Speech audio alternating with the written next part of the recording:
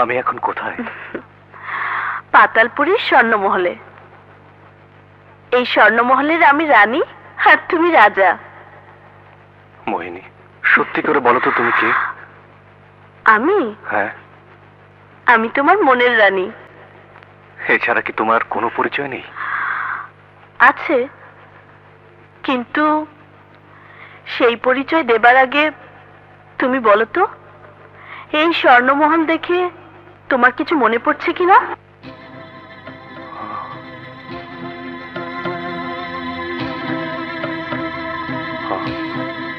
আর একটু ভেবে দেখো।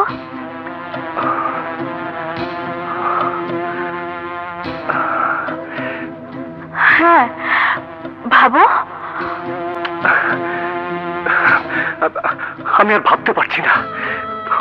মোহিনী, আমাকে এখান থেকে নিয়ে চলো। আজ আমার মহলে ফেরার কথা, আর ফিরতে না পারলে মা আমার জন্য অস্থির হয়ে যাবেন। আমিও তো এতটা বছর তোমার জন্য। মোহিনী, আমি মহলে গিয়ে মাকে তোমার কথা বলবো, কিন্তু তার আগে আমি জানতে চাই আসলে কে তুমি? তুমি যা আমিও তা। তুমি যদি মানুষ হয়ে থাকো তাহলে আমি মাকে বলবো তোমার আমার ভালোবাসার কথা। আর মানুষ না হলে?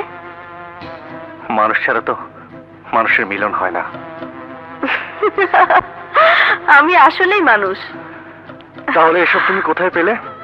আর ইচ্ছাধারী শক্তি তোমার কি করে হলো? এসব আমার নয়, এগুলো এক অদৃশ্য শক্তির আমানত। তাহলে তুমি কে? আমি এক গরিব ঘরের মেয়ে। তোমার কে কে আছে? সবাই আছে। তাহলে তুমি যেখানে থাকো আমাকে ঠিকানা দাও, আমি মাকে তোমার কথা বলে সেখানে পাঠাবো। বসো মা, বসো। বল বাবা, কি বলার জন্য পাগলের মতো ছুটে এসেছিস? আগে বলো আমার কথা রাখবে? তোর কোন কথাটা আমি রাখিনি বল? সব কথা রেখেছো, আর আমি জানি আমার এই কথাটাও রাখবে। তাহলে কথাটা কি বলে ফেল। মা, আমি একটা মেয়েকে ভালোবেসে ফেলেছি। ওকে ছাড়া আমি বাঁচবো না। বলিস কি? মেয়েটি কে? মেয়েটি এক গরিব ঘরের মেয়ে। গরিব ঘরের মেয়ে হোক আর বড় লোকের মেয়ে হোক, মেয়ে যখন তোর পছন্দ হয়েছে আর তার বংশ যদি ভালো হয়ে থাকে, তাহলে অবশ্যই আমি তাকে এই নবাব মহলের পুত্রবধূর মর্যাদা দেব। সত্যি মা?